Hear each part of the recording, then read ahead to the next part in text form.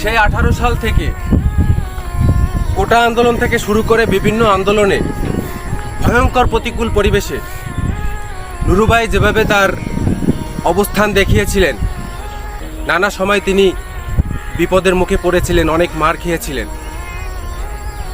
এই 24-এর বিপ্লবের বা এই আন্দোলনের যে সমস্ত ব্যক্তিত্ব এই আন্দোলনটাকে অনেক বেশি চাঙ্গা করেছে, বাস্তবে রূপান্তরের জন্য সহযোগিতা করেছে, নুরু ভাই তাদের মধ্যে অন্যতম ছিলেন।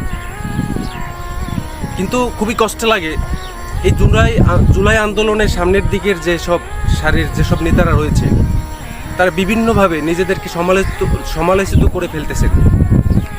তাদের সেই সম্মানটা, ওয়েটটা ধরে রাখতে পারতেছেন না।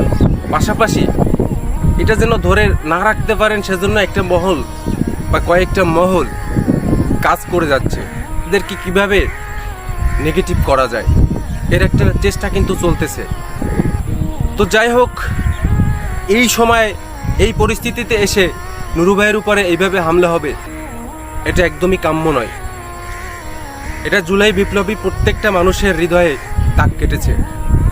এর তীব্র নিন্দা ও প্রতিবাদ জানাই।